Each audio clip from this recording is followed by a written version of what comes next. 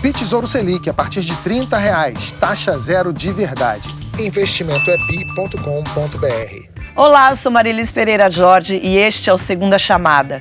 E hoje a gente está se achando, porque o programa foi indicado ao prêmio da APCA, que é a Associação Paulista de Críticos de Arte, na categoria Programa Jornalístico. Este programa, que nasceu há 1 ano e meio, concorre com gigantes como Roda Viva e o Profissão Repórter. Os donos do canal, Mara Luque e o Antônio Tabet, não estão por aqui porque foram internados às pressas depois de tanta emoção. Atendendo a muitos pedidos, ele está de volta. O ex-líder do governo da Câmara, o deputado federal pelo PSL, delegado Valdir. Ele vai contar todos os bastidores das tretas do ex-partido do presidente. Está aqui também a mais nova aquisição do My News, a repórter de política Juliana Braga. Ela sabe tudo do que rola em Brasília. E a luxuosa presença dos meninos superpoderosos, Carlos Andreasa e Pedro Doria. E no programa de hoje, Bolsonaro corre contra o tempo para botar em pé seu novo partido. Príncipe corre para negar a participação em Suruba Gay. O Barata voa com os milhares de relatórios do COAF na mão de Toffoli. Joyce vai abalar geral na CPI das fake news. E a Suruba do bem.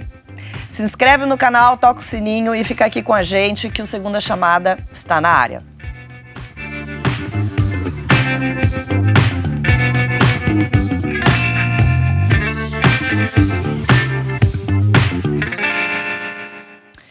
Uma pergunta que assombra os homens há séculos. Tamanho é documento? Não importa quantas vezes a gente responda, eles sempre vêm com essa insegurança. Meninos, relaxem. Claro que tamanho importa sim. Ah, mas a minha namorada falou que não. Que bom, ela deve te amar muito, deve ter maior consideração por você. Mas e na política? Tamanho importa? Com a saída de Jair Bolsonaro e a criação da Aliança pelo Brasil, o PSL deve encolher muito na Câmara, como se estivesse entrado na água fria. O Globo estima que dos 53 deputados do partido, 26 devem ir para a nova legenda de Bolsonaro. Se for verdade, olha as mudanças nas bancadas da Câmara. Esse gráfico mostra como é hoje. O PT, maior partido da casa, tem 54 deputados. Em segundo lugar, vem o PSL com 53, depois o PL com 40.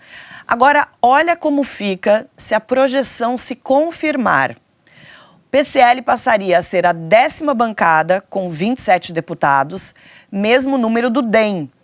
O novo partido de Bolsonaro seria a 12ª bancada. O PL, partido do Valdemar Costa Neto, que tem 40 deputados, passaria a ser o 2º maior da Câmara. Juliana, qual é a importância disso tudo aí? Ou não importa o tamanho da bancada, mas sim a articulação que essa bancada é capaz de fazer?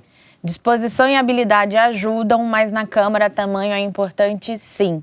O deputado delegado Valdir pode me corrigir se eu estiver errada, mas a mudança esse desmembramento do PSL vai impactar no xadrez da Câmara, de como vão funcionar agora as negociações. Não é um negócio imediato, o Bolsonaro ainda vai levar um tempo para conseguir tirar o partido dele do papel, mas indicação para a comissão muda, e inclusive isso pode impactar a corrida para a sucessão do Rodrigo, que é uma coisa mais adiante, mas como não se tem ainda um sucessor natural, essas articulações já começam a partir de agora sim. E o PL, que é o partido que tem aí o Valdemar da Costa Neto como uma das suas principais influências, que é um espaço privilegiado nessa sucessão por conta do tamanho da bancada que agora ele vai coordenar na Câmara. Não é isso, deputado? Eu penso que realmente tem importância, mas nesse momento eu penso que estão vendendo o terreno na Lua. Quando você diz que vão sair do PSL número X de deputados, você está prometendo algo que você não pode cumprir da noite para o dia. São mais de 70 partidos para serem criados. Aí vieram, não, mas vai ser eletrônico. Conversa fiada. Isso não é possível. O TSE já se manifestou o contrário. E o PSL, com certeza, e outros partidos, eu acredito até do centro, da esquerda, vão impugnar essa criação desses partidos. Perdão, só para a gente esclarecer até para quem está assistindo, traduzindo aqui um pouco o que o senhor está dizendo, A questão é que para a criação de um novo... Os deputados só podem sair do seu partido ou para 2 partidos que estão se fundindo ou então para uma legenda que está nascendo. Por quê? Se for em outro caso, eles perdem o mandato, que o mandato fica com o partido. Para que o presidente da República crie seu novo partido, Aliança pelo Brasil, ele precisa de quase 500 mil assinaturas. Sim. E elas têm que ser essas assinaturas. É disso que o senhor está falando, né? Sim, essa assinatura digital, são necessárias quase 500 mil assinaturas. Físicas. Físicas, não podem ser digitais. Não TSE pode ser manifestou. digital. Não podem ser. A gente estava conversando mais cedo... Deixa eu jogar uma pergunta aqui que Claro. é bom falar sobre isso. Não existe uma discussão que o TSE, na verdade, vai pedir que essas assinaturas sejam digitais? Isso, no momento, está com o Ministério Público Eleitoral, vai voltar para o TSE, para o ministro Og Fernandes, que é o relator, e o que eu conversei com o Kim Kataguiri, porque isso é uma consulta feita pelo MBL, que também quer criar um partido. Pelo que o Kim Kataguiri, que é uma das lideranças envolvidas nesse movimento, conversou com os ministros do TSE, o cenário mais provável é que ele exija certificado digital. O que o Bolsonaro queria era um aplicativo que você usaria a biometria da base do próprio TSE para validar essas assinaturas. Talvez esse não seja um caminho viável. E o certificado digital é um negócio que custa aí R$300, não é um negócio digital, simples. Tem 5 milhões de pessoas do país que têm certificação digital. Isso é bom ser dito, porque esse é um dos entraves. Você tem uma burocracia enorme, existe um monopólio para você ter um certificado digital, custa caro, isso tem que ser renovado. E hoje em dia você tem, acho que menos até, deputado, se eu não me engano, são menos de 4 milhões, de 3,8 milhões de pessoas que têm, enfim, acesso a esse certificado digital. Como é que fica isso, então? Mas tem uma coisa aí, esse aspecto burocrático, né? E considerando também o fato de que ano que vem é um ano eleitoral e o presidente Bolsonaro e a sua corte, chamemos assim, tem pretensões nessa eleição municipal, obviamente, legitimamente, quer ter prefeitos, é importante para um projeto de poder, me parece muito difícil conseguir arrumar um partido, consertar um partido com vistas a isso. Sendo mais provável que eles acabem ficando no PSL, pelo menos para esse processo eleitoral, né? Projetando para o futuro a criação desse partido, ou uma nova dessas siglas de aluguel, como naquela ocasião para o bolsonarismo foi o PSL, me desculpa chamar assim, mas o que me impacta aí, Pedro, para te passar a bola é o seguinte: governo, projeto de poder. Para o governo Bolsonaro, essa ideia de partido novo é desastrosa. É um investimento no caos, é a fragmentação do voto seguro que tinha e que perde, é a criação de novas arestas, de uma oposição eventualmente mais mobilizada. Para o governo é muito ruim. De modo que fica claro que a ideia do Partido Novo, Aliança pelo Brasil, é uma ideia de projeto de poder. Né? Quer dizer, pensando no bolsonarismo para o futuro. Daí porque eu acho muito difícil que eles invistam na constituição de um partido forte, com identidade, com carisma. Bolsonaro nunca fez isso, não vai ser agora que ele vai fazer. Quero fazer uma pergunta sobre isso, mas... Pois é, eu só queria, na verdade, completar aqui, trazendo um pouco mais de informação sobre a perspectiva da criação desse partido em relação às eleições municipais do ano passado. O Globo fez um levantamento. A pessoa que conseguiu, com as regras atuais, criar mais rápido um partido foi o Gilberto Kassab, com o PSD dele. Isso. 200 dias para criar. Para ter um partido pronto para as eleições municipais, Jair Bolsonaro tem 140 dias. As possibilidades disso acontecer são nulas, até porque pessoas como o delegado Valdir e muitos outros dentro do PSL vão abrir uma guerra de guerrilha para impugnar a assinatura. Eu, Joyce, Major Olímpio, todos os nossos parlamentares jogo jogado, tudo mais. E aí cria uma segunda dificuldade, que é o seguinte: tudo bem, ficam no PSL, ótimo. O PSL, que controla o dinheiro público para ser investido em campanha, não vai botar, evidentemente, 1 centavo em campanha para prefeito de ninguém que é bolsonarista. Porque isso não faz nenhum sentido para a estratégia do partido. Ou seja, a gente está falando de algo que não parece plausível para as eleições municipais de 2020, né? Sim, isso que o Pedro colocou foi perfeito, porque é isso. A lei eleitoral prevê que o partido precisa existir pelo menos durante 6 meses, né? O Kassab conseguiu fazer em tempo recorde, foram 200 dias. Só que aqui, ó, hoje a gente está no dia 18 de novembro, o presidente tem 138 dias para colher 492 mil assinaturas. Então é muito curto esse espaço de tempo. Queria jogar isso para vocês. A outra coisa é, Bolsonaro saindo do PSL, indo para um partido que já existe, talvez fosse uma sinalização de que ele está entendendo o que é o jogo democrático, as instituições e tal. Criar um novo partido que vai funcionar apenas do jeito que ele quer e que as pessoas que o rodeiam pensam o que seria melhor para o Brasil, não é mais uma demonstração de autoritarismo? Sem dúvida. Eu não tenho a menor dúvida. A história do Jair Bolsonaro em partido é de desqualificação do sistema partidário. Passou por 8 ou 9 legendas ao longo da sua história, nunca se identificou, nunca participou de nada, sempre usou isso como um ativo, inclusive, eleitoral. Eu não me misturo.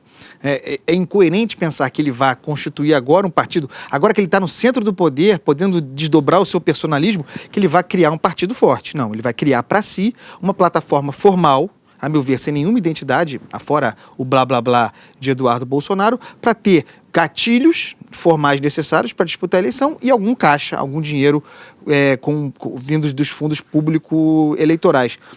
Tampouco vejo, considerando a história do bolsonarismo, e aí contrariando a natureza do que seja um partido, a possibilidade de formar novas lideranças, né? Quer dizer, de ter atividade política, divergência dentro do partido. Vai ser um partido para ele e para os filhos. E me parece Quem ganha poder? Olavo de Carvalho?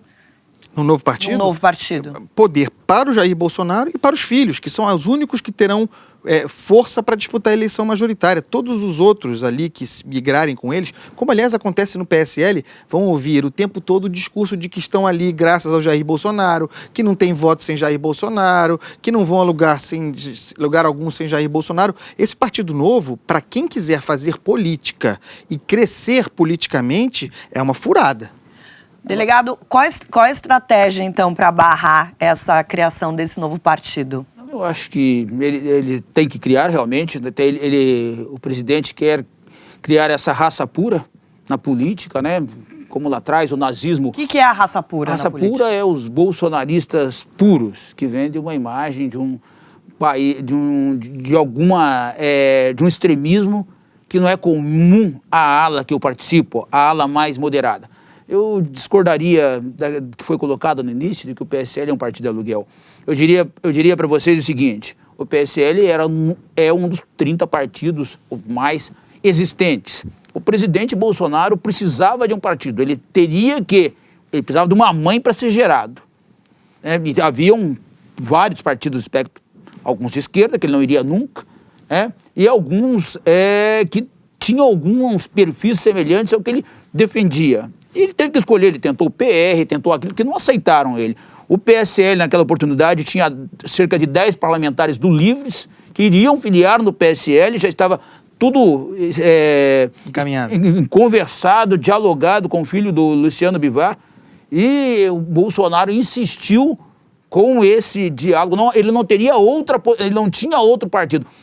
O Patriotas não aceitou ele, não queria entregar os diretórios, não queria entregar o comando do partido, então ele não tinha outra opção naquele momento. Primeiro essa colocação. Então eu defendo que o PSL... O senhor não está descrevendo o partido de aluguel? Oi? O senhor não está descrevendo o partido de aluguel? Eu discordo, porque eu diria para você, aluguel, ele emprestaria, ficaria um determinado tempo, haveria uma vantagem... Mas foi o que ele fez, não é o que ele lícita. está fazendo, deputado.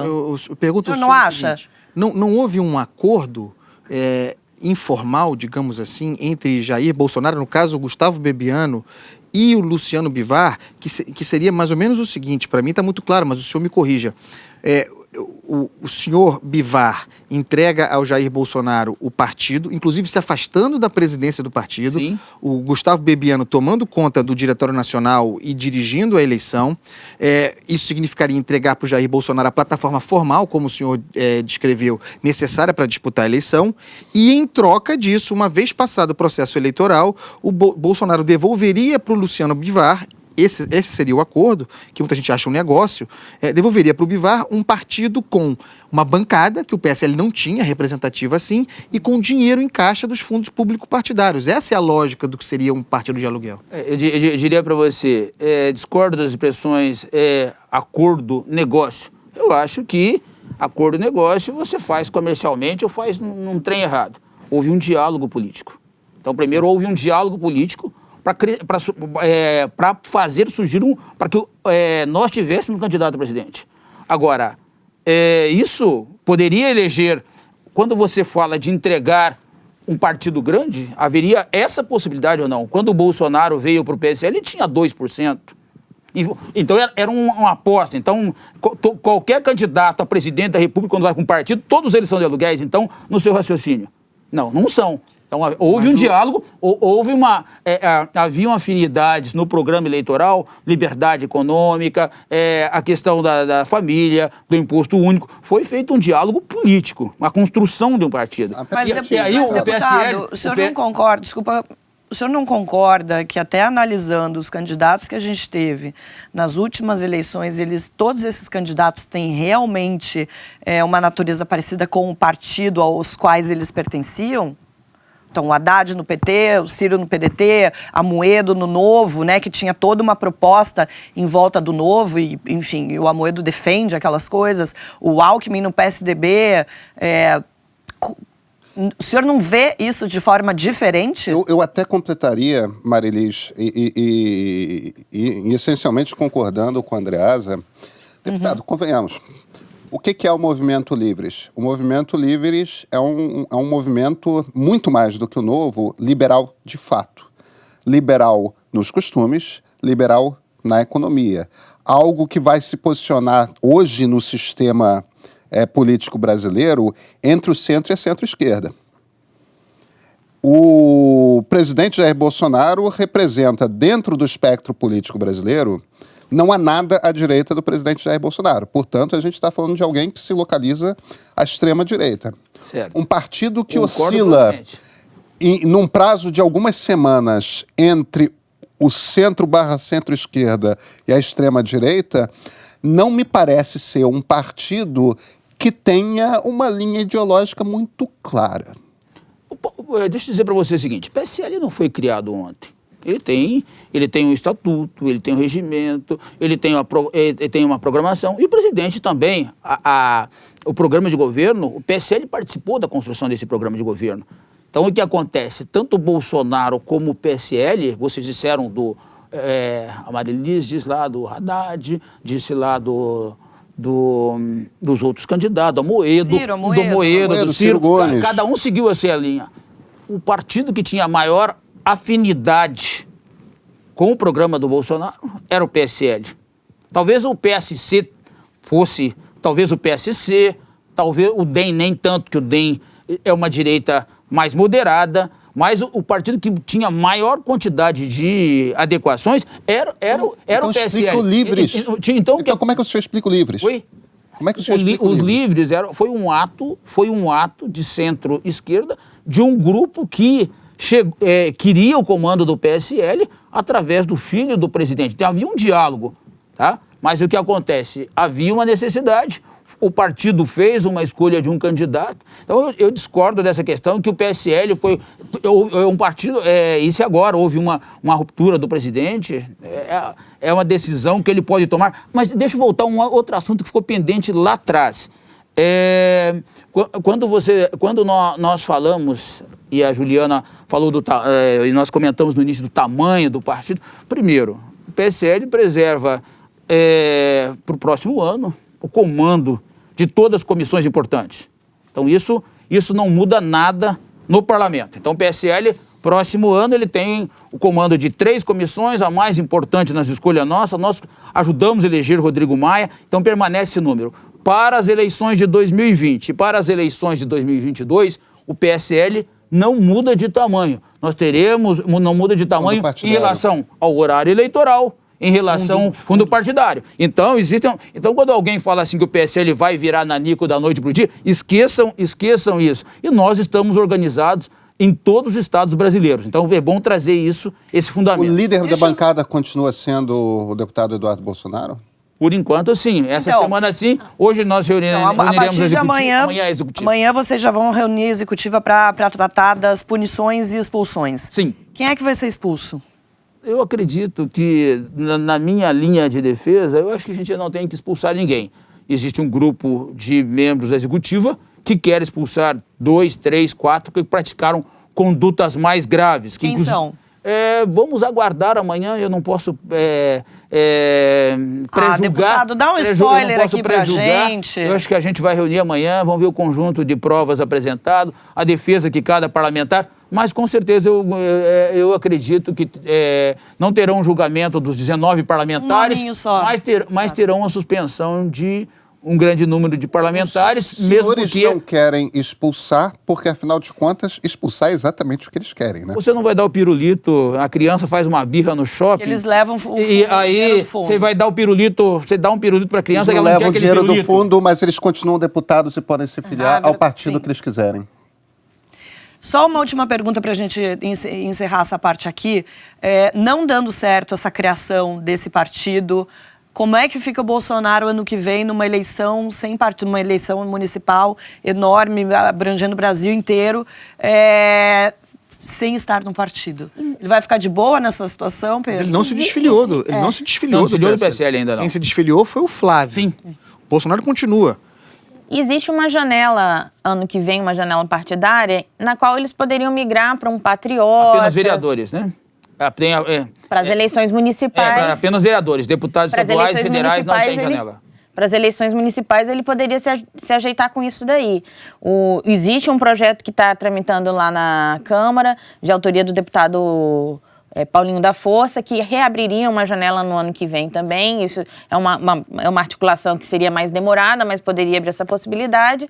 E ele poderia ir para um partido menor enquanto ele se organiza, enquanto ele organiza o partido, o Aliança, justamente para ele conseguir construir, diante desse projeto de poder do bolsonarismo daqui para frente, para ele conseguir ter uma capilaridade de aliados seus e mais para frente migrar para o partido que eles estão criando. É uma possibilidade.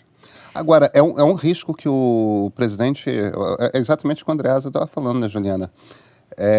O presidente vai perder essa eleição. Vai perder no sentido de que uma oportunidade que ele tinha de capilarizar o bolsonarismo dentro do Brasil, sem ter um partido, porque também não é simplesmente migrar para um Patriotas da vida, porque o que ele acenou para tudo quanto é presidente de partido de aluguel do país, me perdoe, deputado, mas eu concordo com o Andreasa. Claro, vivemos uma democracia e todos podem falar a livre expressão. O sinal que ele mandou para todos os partidos de aluguel do Brasil é o seguinte: não confie em mim. Sim. Mas olha, eu conversei com o Adilson, que é o presidente do Patriotas. Eu fiz exatamente essa pergunta Adilson tá de braço aberto, tá de braço aberto. E ele aberto. falou, pode vir. E ele, no caso dele, foi pior, porque ele foi considerado traidor. Na eleição, ele não se elegeu, o partido dele foi super mal. Justo. E ele tá de braços abertos ainda assim. Só que o preço aumentou, porque já está na conta do presidente do Patriotas a traição. Então, a negociação vai ser mais traído uma vez. Ele fez um evento para o Jair Bolsonaro. O Jair Bolsonaro discursou. Eu assisti esse discurso, se filiando ao patriota. E, de repente, a coisa mudou. Quer dizer, merece ser traído de novo também. Ele olha... Mas eu acho que está na conta. Mas, gente, só para ficar claro para quem está nos assistindo, ele anunciou que ele não quer ficar no PSL, continua lá. Mas o que acontece se esse partido não for criado a tempo? Ele fica no PSL? Qual a situação que ele pode criar, ele pode dessa eleição? Ele é presidente da República, ele é candidato ele é majoritário, ele pode mudar de partido. O Bolsonaro pode mudar de partido. Governadores, prefeitos, senadores, esses podem. Sim. Não podem mudar vereadores, deputados estaduais, Sim, tanto que o Flávio pode deputados sair. federais. Então, o que pode acontecer é uma possibilidade de ficar no PSL e entubar essa dor. A outra possibilidade é migrar para um partido de aluguel que receba momentaneamente o seu projeto de poder. Que sabe que é E momentâneo. que abrigue candidatos a vereador alinhados ao seu projeto de poder. fica ali agrupado até o momento em que o novo partido for constituído. Só que aí entra a conta que é o seguinte, você vai gastar um esforço enorme para eleger, vamos dizer, 20% dos vereadores do Brasil. Você não conta com esses 20% de vereadores no momento da formação da aliança. Sim. Porque cada um vai fazer o seu cálculo regional e na vereança, o cálculo regional tem a ver com o governador, tem a ver com o prefeito e os prefeitos em volta, tem a ver com as forças ali, muito mais do que tem a ver com o presidente da República. Sem dúvida. Eu acho o seguinte, ele não tem essa menor preocupação com as eleições municipais e eu tenho certeza quase absoluta que ele não precisa de vereadores, não precisa de prefeitos. Nosso presidente foi eleito sem tempo na TV, sem horário eleitoral, sem dinheiro. Então ele não precisa, e mesmo porque o nosso presidente, ele disse que não é candidato à reeleição. Você está sendo irônico, né? hein? Então, o senhor não acredita no que o senhor está dizendo. Então ele não precisa de dinheiro, ele não precisa de vereadores, não precisa de prefeitos, não precisa de governadores, botar uma não legenda precisa de aqui. senadores e nem de deputados federais. Estou sendo irônico aqui, a legenda. O deputado, eu acho impossível não perguntar isso. Vocês tiveram... Exposição aqui. O senhor, principalmente, teve uma briga muito feia ali. Chegou a chamar de o presidente de vagabundo. Como é que ficou? Como é que o senhor se sentiu naquele momento? E como é que está essa relação agora? Na verdade, eu falei aquilo que veio do coração. Né? Não tenho como mentir e repetiria 10 vezes vagabundo, para não falar outras palavras piores. Como você se sentiria, Marili, se você fosse traída? Pedro, a minha Juliana, pergunta é para o senhor. Então, o que acontece? Eu fiz um trabalho, quando o presidente tinha 2%, eu era chamado de louco e lunático em Goiás. É eu que levei ele 5 vezes em Goiás. Eu sou um dos 4... De que partido antes? Eu fui do PSDB e, na época, estava no PR. O senhor já era, quando o senhor começou a fazer campanha... Quando o senhor começou a fazer campanha para o Bolsonaro presidente, o senhor já era o deputado federal mais votado do estado de Goiás, né? Eu sou, na verdade, né? E algumas pessoas dizem, não, porque ele foi no embalo do Bolsonaro. Eu tive 274 mil votos em 2014. Tive os mesmos 274 mil votos agora em 2018. Então, o que acontece? Eu entrei por acreditar num projeto, porque em 2014, em 2016, ele foi candidato a presidente da Câmara, teve 4 votos, enquanto o filho Eduardo surfava, né? Votou eu, votou o presidente e o Marcelo Delarori, que foi vice aqui na chapa do Romário, e foi o Éder Mauro que votou nele. Mas tudo bem, o senhor esteve aqui, o senhor estava fechado 100% com o presidente, quero saber como está essa situação agora. Na verdade, eu sempre defendi, né? E a gente tem ideias em comuns onde? Nós mantemos ideias em comuns ainda. Nós somos de direita, ele é uma direita radical, defendo a família, defendo a pátria. O PSL vai votar com o presidente as propostas de liberdade econômica, de economia, muitos assuntos. Agora, o senhor chegou a conversar com ele depois daquele episódio? Posse e porte de arma, mas agora, quando chegar no momento do combate à corrupção, o que acontece? Ao longo desses 10 meses, ele fritou o Moro. Então, o Moro, né, foi colocado numa panela de pressão e está sendo cozinhado, e vai ser cozinhado fritou o Moro? Os 4 anos. Trouxemos um pacote extremamente importante, né? E no último evento aqui, eu disse, brincando, né, que era o pacote anti-Moro. E nós percebemos que realmente é o pacote anti-Moro, porque ele não conseguiu andar nesses meses. É um pacote anticrime, mas que ele não andou. Por quê? Porque o governo não teve interesse. Em nenhum momento o governo federal, o presidente da República, praticou qualquer ato para tentar emplacar as ideias do Moro. Aquilo que nós viemos na rua. Eu vim em 2014 nas ruas, vesti roupa amarela, fui para as ruas contra Dilma, né? Então, Lava Jato, Moro, Ministério Público. O que o presidente fez ao longo desse tempo? Ele afastou todo esse combate à corrupção. Primeiro, há 4 meses atrás, o Moro era para ter sido demitido, foi enfraquecido. Então é um absurdo isso, o cara que tem maior credibilidade no governo e que comandou a Lava Jato ser demitido. Enfraquecimento da Polícia Federal. O enfraquecimento do COAF. Você conversou com o ministro Moro em alguma situação sobre essa conversei várias vezes com o Moro. Enfraquecimento da Receita Federal. E o que ele fala? Ele reclama? O Moro é um gentleman, né? Já reclamou? É um cara. Não, ele é um cara. Mas é um cara que não fala, mas você lê nos olhos dele, e eu sou investigador, né? A tristeza dele de estar ministro neste momento e estar algemado. Ele está triste. Se você vê o Moro, ele perdeu. Ele não é obrigado a estar lá. Porque se ele está triste, por que ele está lá? Por que não? Hoje ele não... Ele vai fazer o quê? Se ele sair de lá, ele vai fazer o quê? Tá por motivo de emprego que ele tá lá? Não, eu diria que ele Pode advogar. Oi? Ele pode advogar. É muito difícil você começar.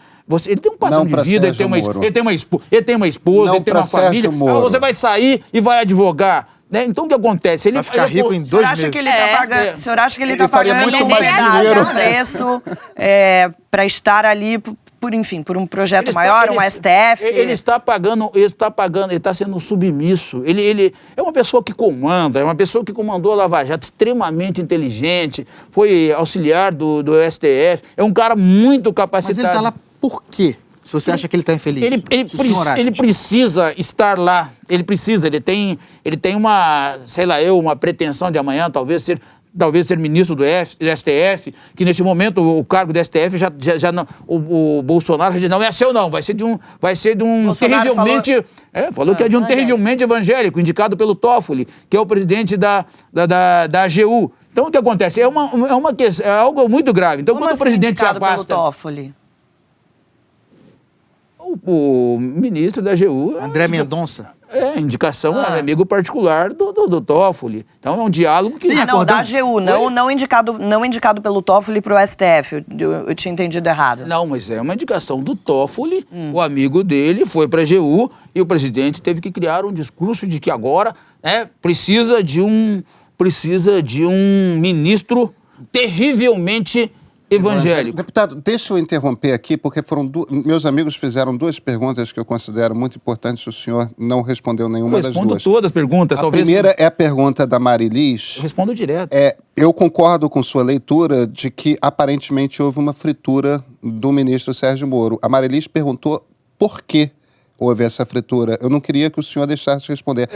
O Andreasa fez uma segunda pergunta que é igualmente importante, que é: há algum tipo de acordo entre o presidente Bolsonaro e o presidente Toffoli? Eu diria para você, essa fritura, por que aconteceu isso?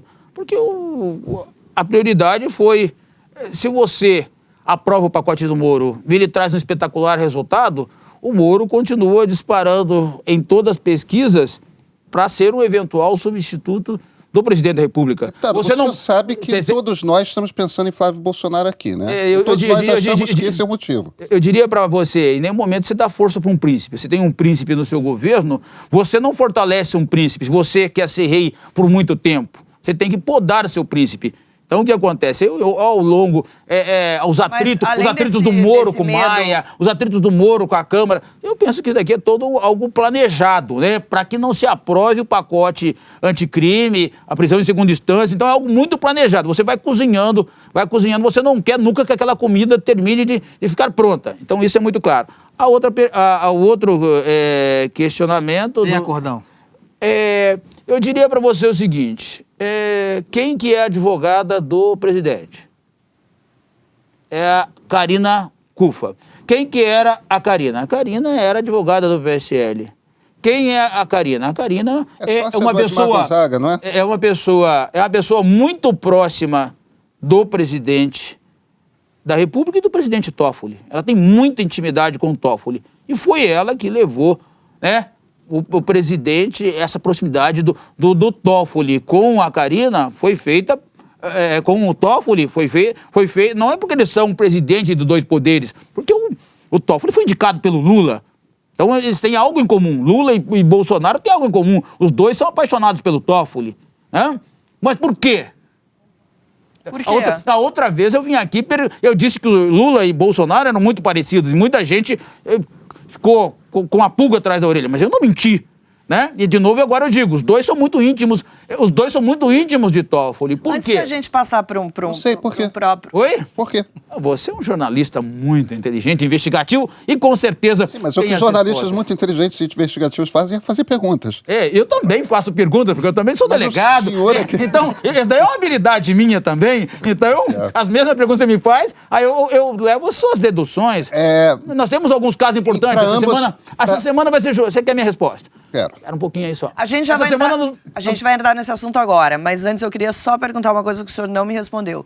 Como é que está a sua relação com o presidente Bolsonaro? Relação com o presidente Bolsonaro, a minha relação... com ele, eu falou sempre com ele? defendi ele mas eu não tenho nenhum Deus. Eu sou Brasil, eu não sou apenas Bolsonaro, eu sou Brasil. Eu sempre defendi muito ele. A minha relação com ele sempre foi formal. Nós estivemos muito próximos até a eleição dele. Depois da eleição dele, eu tinha que defender o meu governo, né? Aquilo que eu ajudei a construir. E isso que eu fiz. Eu sou Brasil. Hoje, eu vou defender todas as propostas de interesse para o Brasil. Tá? Eu não sou seguidor de nenhuma seita e não tenho nenhum Deus mitológico. Quando foi a última vez que Respondida a o senhor sua falou com ele? pergunta? Qual a pergunta que você resposta aqui? Quando Tem foi a alguma? última vez que o senhor falou com ele? Oi? Quando foi a última vez que o senhor conversou com ele? Depende. A última. Não, mas assim, uma conversa particular ou uma conversa rapidinha? Uma rapidinha ou uma demoradinha? O senhor não As falou duas. se conversou Oi? com ele depois daquele episódio? A rapidinha foi quando eu tentei, quando o governador de Goiás, Caiado, há uns 4, 5 meses atrás, o Caiado e o Vitor Hugo tentaram tomar o diretório estadual do PSL há 5 meses atrás. E aí eu tive que ajoelhar e implorar para o Eduardo Bolsonaro, para o Flávio Bolsonaro, para o Rodrigo Maia e para o próprio presidente, em algumas reuniões, para ter um diálogo com ele para saber qual a razão disso. E não consegui. Então e aí eu tive várias rapidinhas com ele. Uma mais demorada, que não foi assim tão demorada, que foi de alguns minutos, foi no início do mandato dele. Eu e o Olímpio fomos chamados lá no Alvorada e tivemos um bate-papo, mas foi algo assim muito então, depois rápido do quando a gente assumiu a liderança. episódio vagabundo, o senhor não conversou mais com ele? Não, nem quero. Deputado, então deixa eu só retomar para amarrar. Ele ia fazer uma projeção. Essa semana de uma votação importante. Porque eu vou entrar nesse assunto. Vou entrar nesse assunto agora. Deixa eu só então amarrar isso. Por que o senhor está fugindo da questão Flávio Bolsonaro? Porque a impressão que eu tenho certeza, nós 4 aqui temos, é que a boa relação do ministro Toffoli, do presidente Toffoli com o presidente Jair Bolsonaro e a má relação do presidente Jair Bolsonaro com o ministro Sérgio Moro, ambos têm diretamente no centro a questão das investigações a respeito do senador Flávio Bolsonaro. Mas você está respondendo a pergunta. Mas Eu tô você viu perguntando se o senhor você viu como confirma. você tem uma especialidade de responder? Eu provoquei você e você trouxe o Isso quer dizer raciocínio da resposta. Isso quer dizer que o senhor confirma essa tese? Daqui a pouco, porque ela vai chamar os comerciais. Olha só. E tem uma pergunta aqui da coordenadora. Olha só, essa é uma semana importante para o Clã Bolsonaro. Na quarta-feira está marcado no STF o julgamento da suspensão das investigações do antigo COAF, aquelas que aconteceram sem autorização judicial. Quem determinou a paralisação dessas investigações foi o presidente do tribunal, Dias Toffoli, em julho. A decisão veio depois de um pedido da defesa do senador Flávio Bolsonaro, que está sendo investigado no caso das rachadinhas na Assembleia do Rio de Janeiro. Na semana passada, a Folha de São Paulo revelou que o Toffoli pediu acesso a dados de 600 mil pessoas e empresas que apareceram em relatórios do COAF. Isso deixou representantes do Ministério Público enfurecidos. Toffoli declarou que não vai acessar os dados, mas quer saber quais são os procedimentos no COAF. O Andreasa, para você que é expert no STF, eu tenho 2 perguntas. A primeira, o que motivou o Toffoli a pedir esses dados? E a segunda, Flávio Bolsonaro deve ser beneficiado nesse julgamento de quarta-feira? Marilis, essa é uma ótima questão, porque surgiu nas últimas horas, aliás, numa boa reportagem do jornal o Globo, da Carolina Brígido, uma tese intermediária para esse julgamento do dia 20. Qual seja, em condições normais tem 2 possibilidades, né? Ou pode ou não pode. Né? Eu sempre estive desde sempre, em tese, conceitualmente no mesmo lugar. Eu acho que o COAF não pode oferecer, nem o COAF nem a Receita, não podem oferecer dados detalhados, específicos, de matéria sigilosa, fiscal e bancária de qualquer cidadão sem mediação judicial. Então, para mim, não pode. Quer o COAF... Que não era agora, exatamente isso que acontecia, né? Porque o IF, agora não é mais COAF, em tese, gera um alarme, um relatório, indicando globalmente a existência de alguma manifestação que talvez possa interessar... Não tudo, né? Sem detalhe. Sem detalhes. Ao Ministério Público. Diante disso, caberia ao Ministério Público pedir a um juiz acesso detalhado, portanto, quebrando sigilo àquela fonte. O que está na origem da reclamação do Flávio Bolsonaro e a reclamação dele é de que esses órgãos de controle estariam servindo como fura-fila do processo judicial, sem controle judiciário, para oferecimento de dados detalhados que não poderia ocorrer sem mediação judicial. Então, pode ou não pode, o que vai ser decidido na quarta-feira? Surgiu uma tese intermediária, segundo a qual o Supremo decidiria que, a partir de agora, qualquer quebra de sigilo feita por esses órgãos precisaria da mediação judicial, de um aval de juiz, com o que eu concordo integralmente. Mas que aquilo que foi objeto passado, inclusive a investigação do Flávio, não seria anulado, poderia continuar desde que o material acolhido ali tivesse apreciação judicial, aval judicial. Então, há uma discussão de que a coisa muda para se tornar mais restrita para o futuro, mas que a investigação do Flávio poderia continuar mediante aval judicial, e eu acho que essa é uma acomodação muito típica do Supremo Tribunal Federal do Dias Toffoli. Vocês concordam com essa posição do Andreasa, da restrição? Eu discordo. Desculpe até, Marilis, ter precipitado. Estava vendo um raciocínio aqui. A gente tem que distinguir. Receita Federal são dados fiscais. COAF, dados bancários.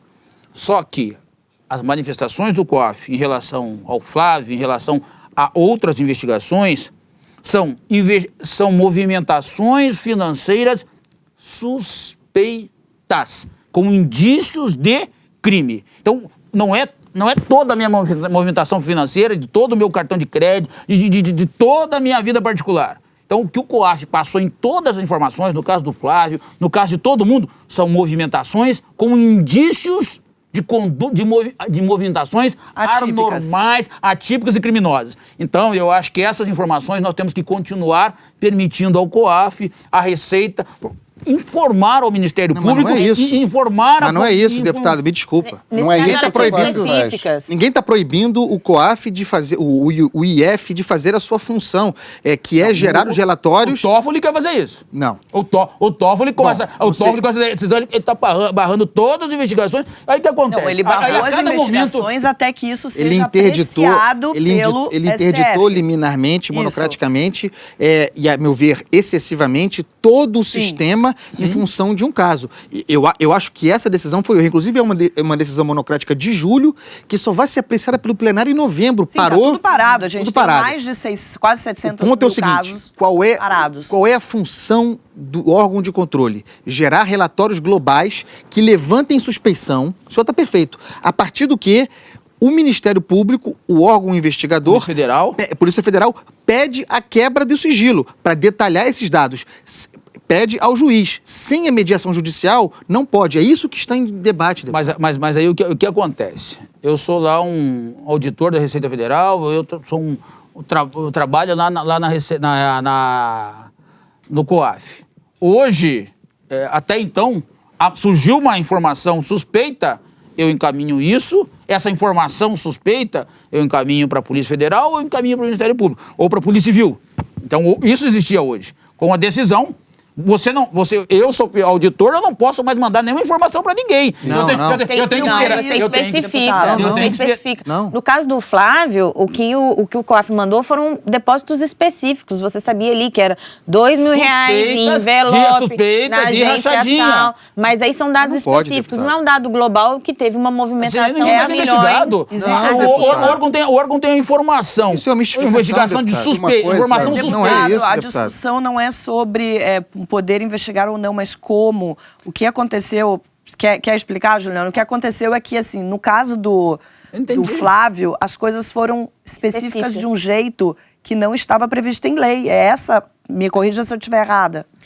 Em vez dele dizer que tinha uma movimentação atípica de X milhões, incompatível com a renda dele, você tinha lá, eram R$2.000 em envelope, em espécie, na agência tal, como dia tal, horário tal. Né? Isso são informações específicas. Só poderia ocorrer com autorização judicial, porque consistiria em quebra de sigilo. É só isso, deputado. Então, com a minha especialidade investigativa, e defendendo aqueles que investigam... Mas o senhor não investiga sem autorização judicial? Não, mas deixa eu... Você tá cerceando o direito de alguns órgãos que têm informações de condutas suspeitas Deixa eu terminar o raciocínio. O Pedro, toda hora não deixa eu terminar meu raciocínio. Então, o que acontece?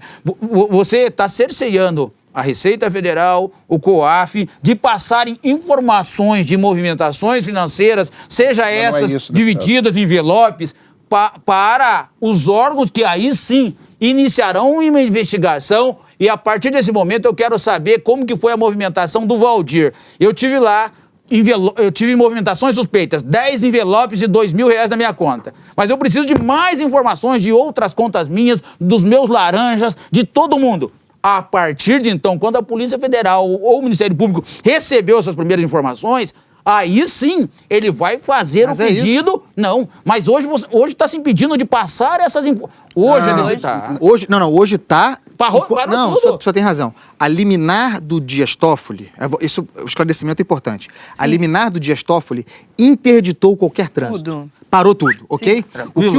O que o Supremo vai votar é a retomada do que diz a lei ou não. Sim. Qual seja, o órgão de controle faz um alerta para o investigador de que há um problema. Sem detalhes. Sem detalhes, global. Sim. O senhor, investigador, pede ao judiciário a quebra de sigilo para detalhar aquilo ali. O judiciário dá, a investigação procede. A reclamação original do Flávio... E veja, acho que nós estamos de acordo aqui, ninguém acha que o Flávio está limpo nessa história. A gente acha que tem algum problema aí. Tá certo? Mas o que precisa se investigar, o que se precisa fazer como procedimento, inclusive no Flávio Bolsonaro, é que detalhamento de informação sigilosa tenha controle judiciário. É só isso que está em questão. Para todo mundo, delegado Valdir, não é só para o Flávio Bolsonaro, é para quem está enrolado e também para quem não está. Daí porque eu considero o pedido do presidente do Supremo para ter acesso, disse que ele não acessou, mas para ter possivelmente acesso a esses 600 mil pessoas, indivíduos, empresas, é contraditório com a decisão que ele tomou inicialmente. Você sabe, Andreasa, inclusive ele não conseguiu explicar ainda por que ele fez esse pedido. O Leandro Colom, na coluna dele hoje na Folha, ele tem inclusive uma informação muito interessante a respeito disso, que é um entrevero que houve ali entre o ex-COAF e o Toffoli, que é o seguinte: o Toffoli fez a requisição dessas informações em papel, explicitamente em papel. E o pessoal do COAF entregou em dados digitais através de um sistema que registra o que for acessado em que momento. Quer dizer, aparentemente, o presidente do Supremo... Sim, mas a questão é... Aqueles 600 mil... informações a respeito de 600 mil pessoas que o Toffoli requisitou, ninguém sabe exatamente por quê. O Toffoli queria aquilo em papel, ou seja, ele podia ver o que ele quisesse, a hora que ele quisesse, sem que ninguém soubesse... O que é uma aberração. O que é uma aberração. O que foi entregue a ele foi um sistema que vai registrar... Se ele entrar. Tudo o que ele vê. Daí porque ele não entrou. Daí porque ele não entrou. Só por isso, né?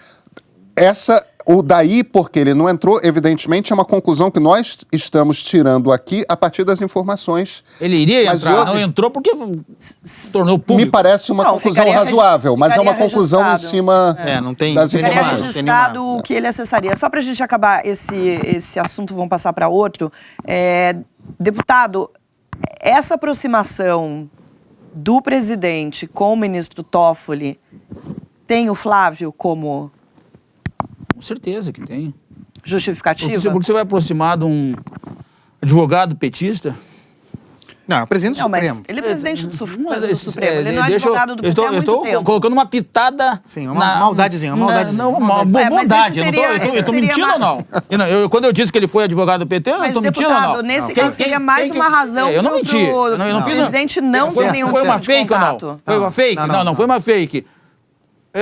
Foi indicado por quem? Mas, deputado, tudo bem, mas nesse caso seria mais uma razão para o presidente Bolsonaro não ter nenhum tipo de contato com uma pessoa que foi ex-advogado do PT. Não faz sentido isso que o senhor está falando.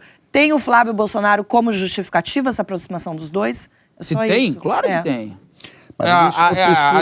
A necessidade da proteção do filho. E durante esse caminho, esse trajeto, aí foram criadas várias nuvens, né? Como nós conversamos mais cedo, Juliana? Cortina de fumaça. Foram construídas e a todo momento são construídas várias cortinas de fumaça e todo mundo cai. AI-5, cabo de soldado, hienas, a todo momento é criado uma guerra e todo mundo cai e fecha os olhos, né, ao que realmente interessa. Por exemplo, na última... O senhor acha que tudo isso é proposital? Tem método. Vídeo das hienas... É planejado, né? Planejado. Tudo isso é muito... O presidente é muito inteligente, não ganhou uma eleição porque à toa não. E hoje ele tem uma mega assessoria muito inteligente, esses olavaístas são pessoas extremamente preparadas, é tudo muito bem arquitetado e planejado, nada é feito por acaso. Então isso, aguardem que tem muito mais tempestade ainda. Marilise, eu preciso aprender a fazer pergunta com você, porque para você ele respondeu. Cola em mim, Pedro. Imagina, Pedro. Eu é que tenho muito que aprender com você, meu amigo. Essa semana, quem vai falar na CPI das fake news é a deputada amiga do delegado Valdir, Joyce Hasselmann. Tem toda uma expectativa de que a Joyce mostre como funciona o esquema de milícias virtuais que ela já denunciou no plenário da Câmara. Delegado, você também foi convocado para falar nessa CPI. O que você e a Joyce viram acontecer no governo Bolsonaro em relação à disseminação de fake news? O que vocês sabem? O que vocês vão contar nessa CPI? Na verdade, não tem uma... para quem nos assiste, quem vai nos assistir, não é uma expectativa. A Joyce não vai lá vender sonhos. A Joyce vai lá vender realidades, com provas, com informações. Nós temos as informações. Então, ela vai trazer informações claras. Conta pra gente então, deputado. Oi? Quais são essas informações Alguma coisa. claras? Calma. Não. Eu não posso antecipar um depoimento. Não pode. Um depoimento, eu posso dizer o conteúdo geral. A Joyce, nós temos informações extremamente importantes. Existe o tal gabinete do ódio? Existe um gabinete. Dentro do Palácio do Planalto? Existe um gabinete, não fui eu que nominei de ódio, existe. Existem 3 assessores que ajudam a comandar... Dentro do Palácio? Dentro do Palácio, que ajudam a comandar as milícias virtuais.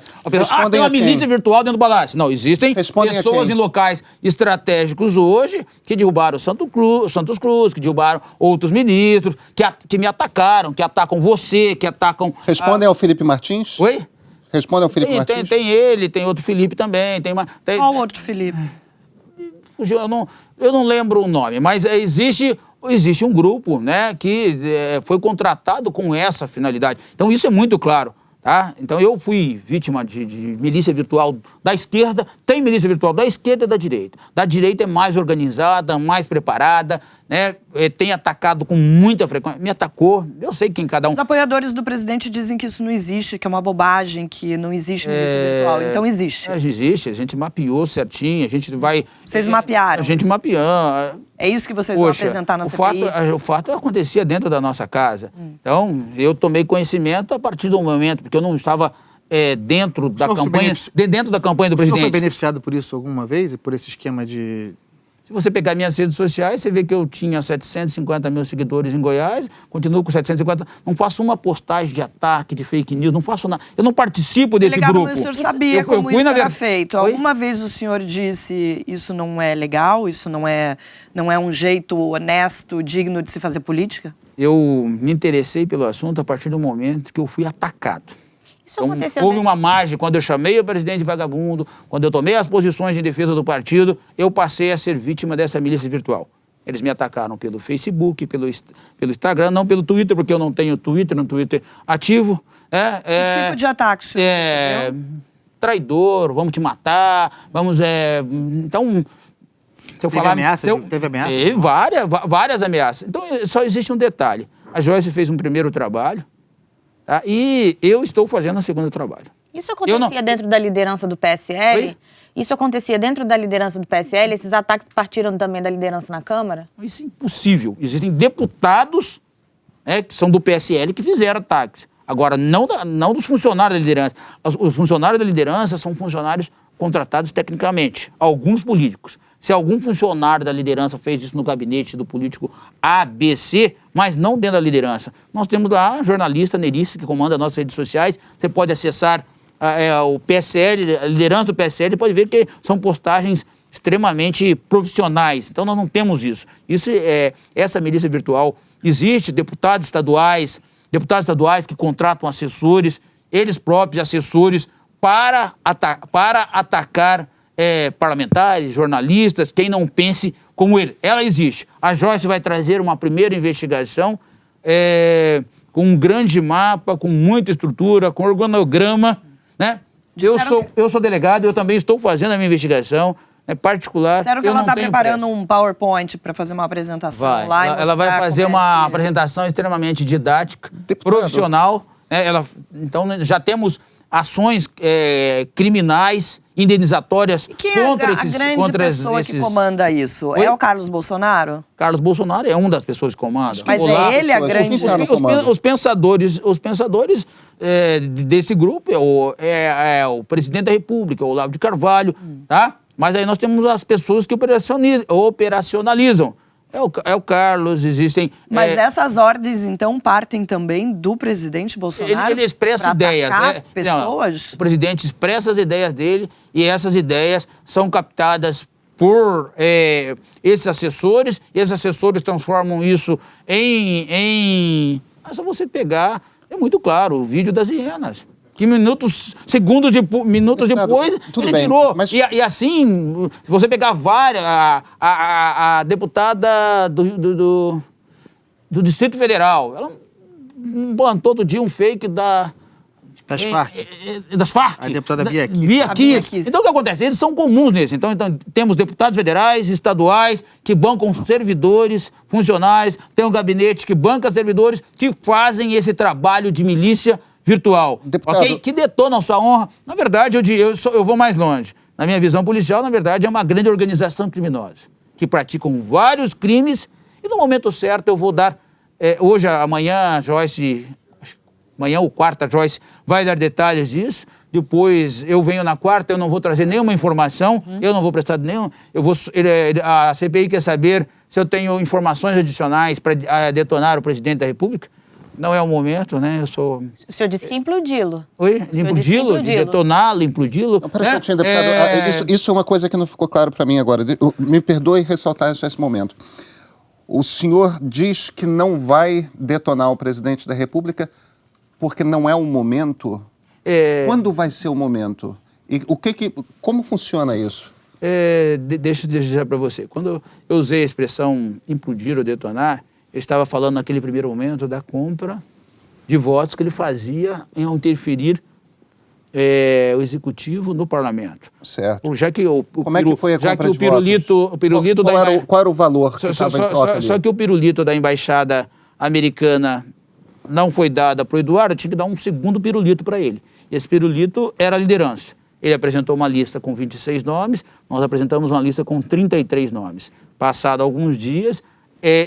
desses 33, eles ficaram com 30 e poucos. Por quê? Porque o presidente da República ligou, e tinha uma gravação pública, falando para os parlamentares, olha, nós temos o fundo partidário, nós temos os cargos, então você vai ganhar isso, você vai ter isso. E ele usou ministros, né? O que ele prometeu a essas pessoas? O ministro Ramos, o ministro da Educação e outros ministros, o Marcelo, ligaram para os deputados. Botou o aparato de Estado governamental a serviço do projeto pessoal. Para interferir no parlamento.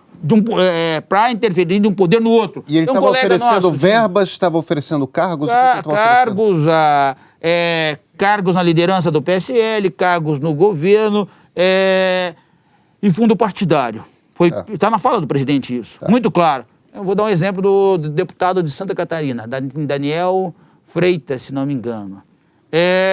Ele fazia parte do meu grupo, tinha uma indicação para o IBAMA, e o ministro do Meio Ambiente disse que não seria nomeado.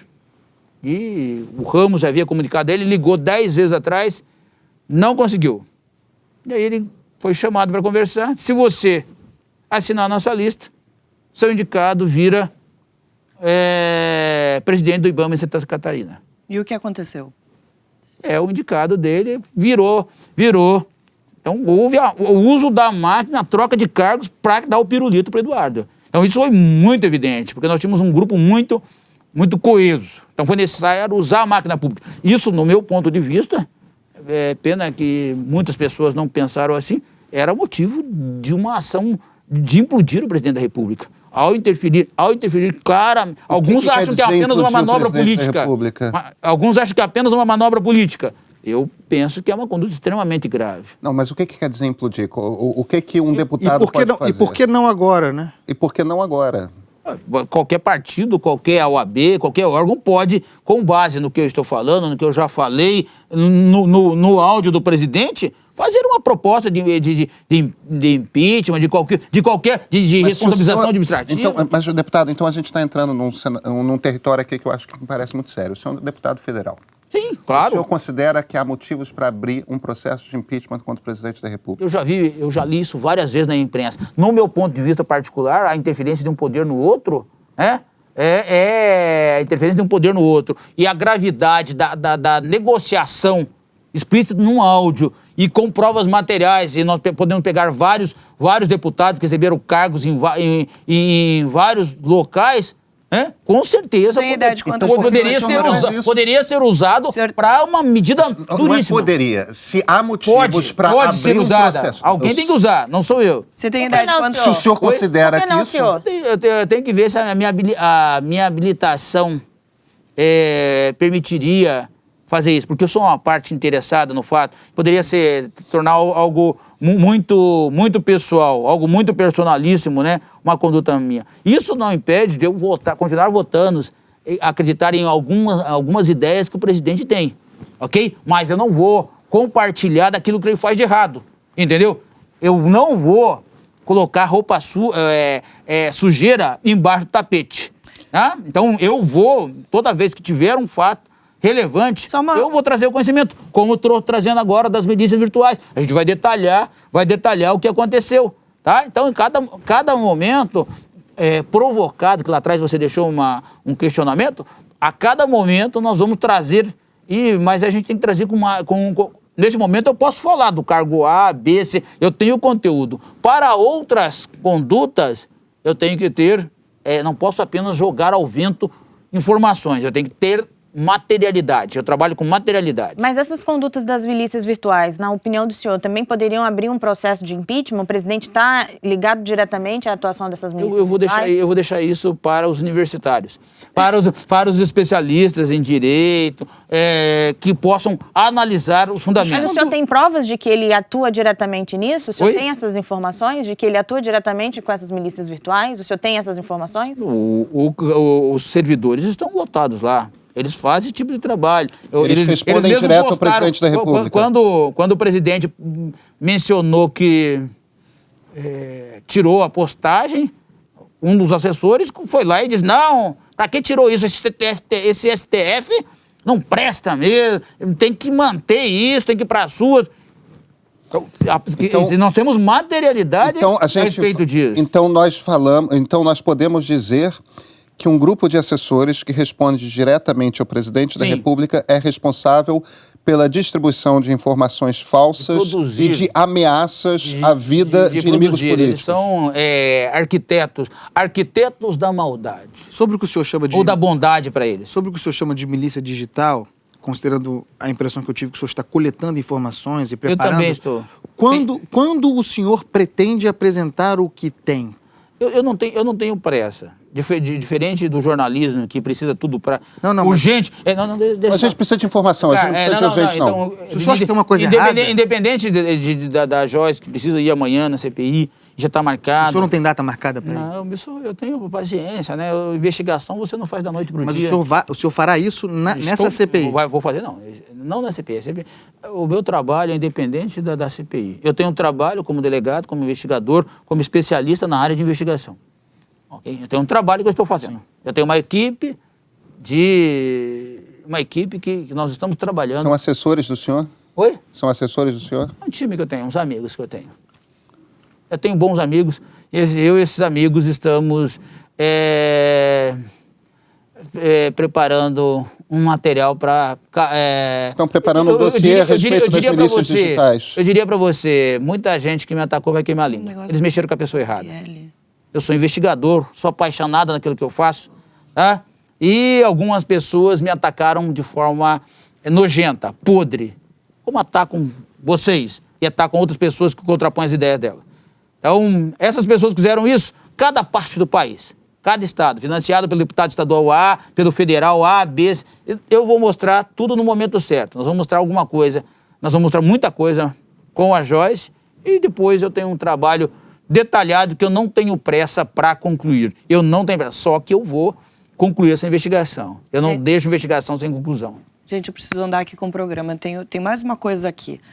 Falando agora no caso da vereadora Marielle, o senhor deu declarações recentes de que a Polícia Federal estaria interferindo no processo de investigação do assassinato da vereadora. Por que o senhor disse isso? Qual o momento que eu disse isso? Eu tenho que lembrar o momento que eu disse isso para dizer em qual contexto. Porque existem... Mas tá interferindo não tá. Oi? Tá interferindo não tá. Não é. Ou O senhor acha interferiu. que está interferindo? Não tá? Porque foi logo quando, enfim, o Sérgio Moro acabou dando algumas declarações sobre o caso. Eu diria o seguinte, a investigação, ela deixou muitas brechas. A investigação deixou muitas brechas. Eu sou especialista na área. Então, existem algumas ações que foram feitas de forma assodada. Então, quando a Polícia Federal, talvez seja esse o contexto, eu não me lembro no contexto que eu falei, mas talvez no contexto que eu tenha falado foi quando houve uma determinação do ministro Moro para que a Polícia Federal, na verdade, entrasse na investigação se ela não tinha... Essa não é atribuição da Polícia Federal.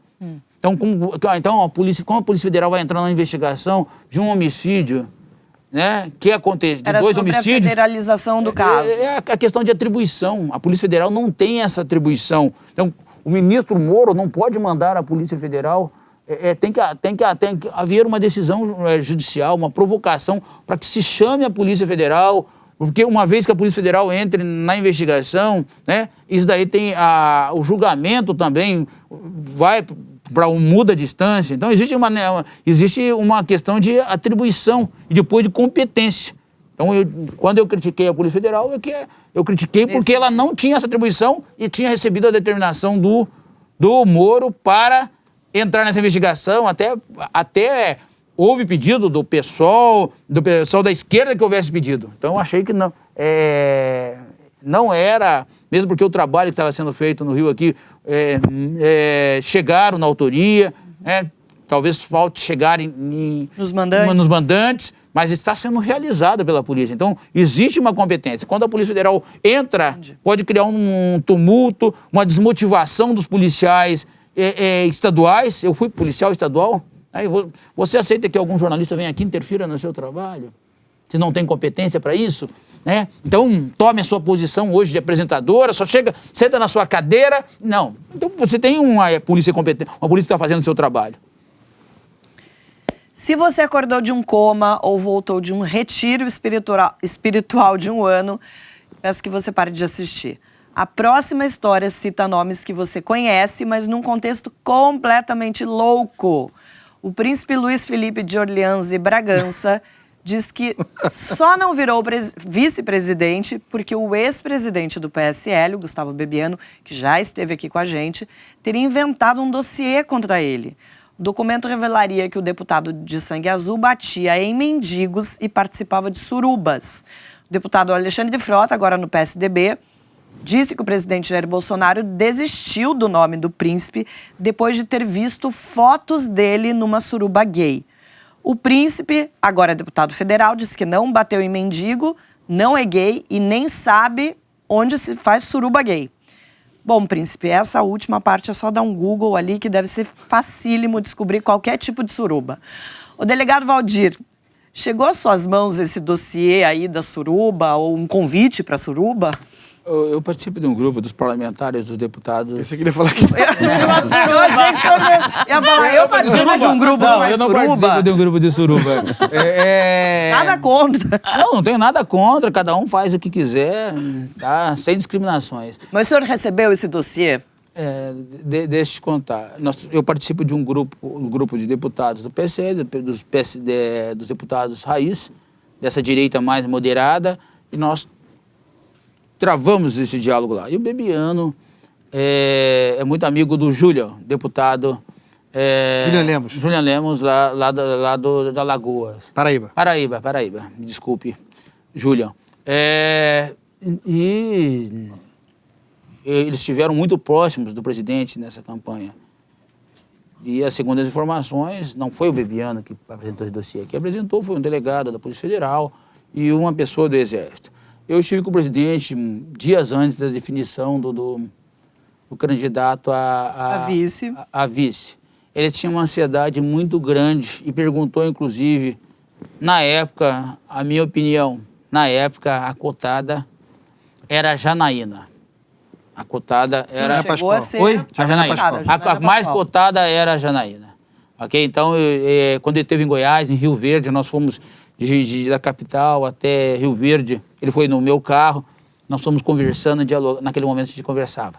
E ele perguntou para mim quem que eu achava que seria o melhor. E o príncipe, naquele momento, não estava em evidência. Os nomes em evidência para ele, e ele repetiu várias vezes, era a Janaína. Eu sugeri para ele a Janaína, porque ele tinha uma grande rejeição entre as mulheres naquele momento, né? Ele tinha uma grande rejeição entre as mulheres, então eu sugeri para ele a Janaína, mas disse para ele que o Mourão também era um excelente nome. Ele achava naquele momento que o Mourão não era um excelente nome, porque não agregava. Tinha dossiê ou não tinha? Oi? Tinha dossiê ou não tinha? Eu não sei, né? Vai ter que perguntar pro presidente. O senhor nunca viu esse dossiê? Não vi, nunca. O senhor apenas disse que o senhor não viu o dossiê, mas sobre a existência do dossiê, mas que não teria vindo do Bebiano e sim de um delegado da Polícia Federal. De um delegado da Polícia Federal e de um oficial da... Ou seja, um oficial. O presidente de fato recebeu um dossiê com essas informações. A gente não sabe se recebeu. Ele disse para o Bebiano que recebeu.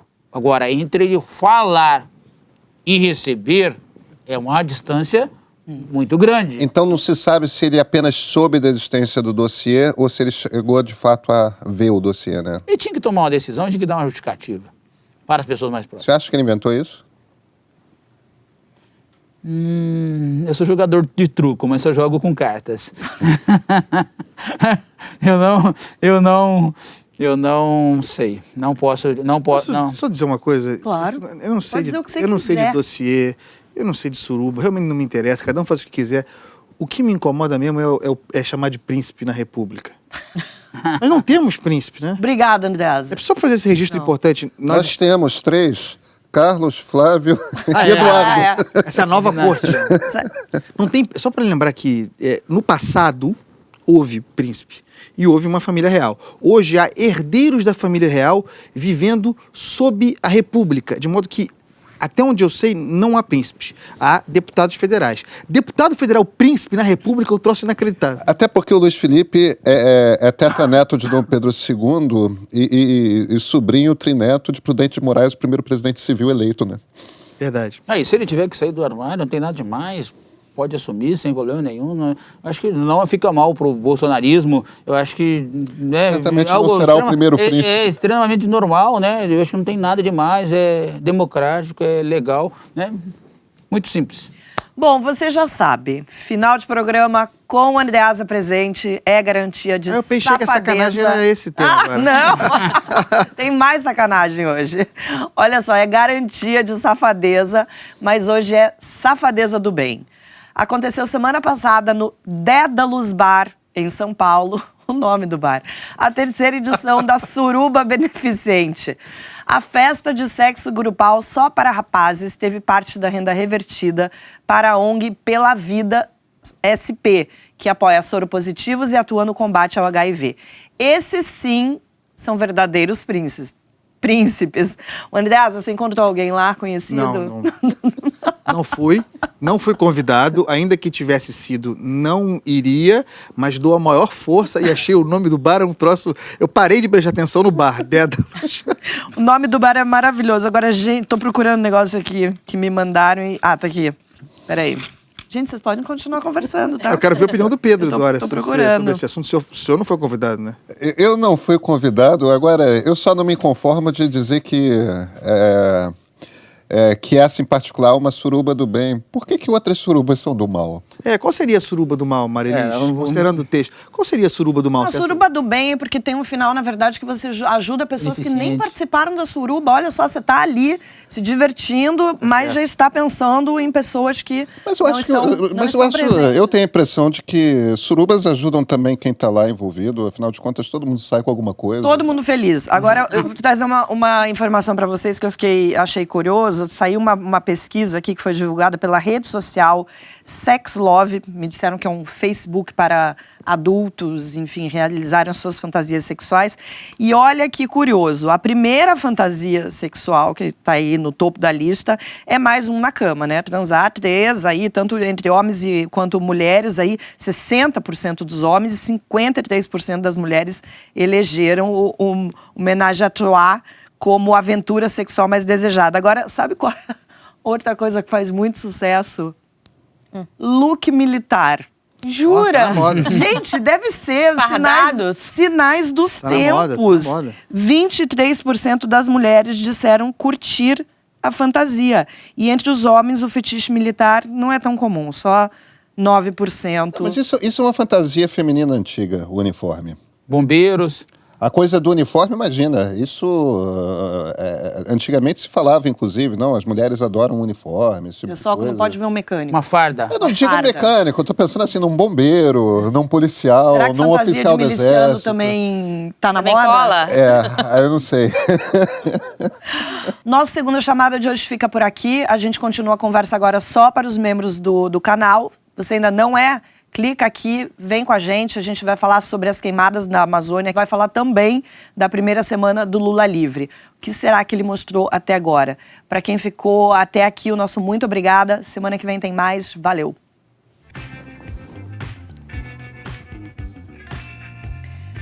Mas eu achava que essa coisa de look militar, esses fardos, essas coisas, é uma coisa meio antiga. Não, pode ser antigo, mas é uma fantasia feminina Não, mas É quase um Atual. clássico. clássica, É quase um exatamente. clássico. Atual. tá aqui ainda... Talvez tenha sido renovada, né? sei lá. Opa, Gente, sim. e as dancinhas, as pessoas marchando e...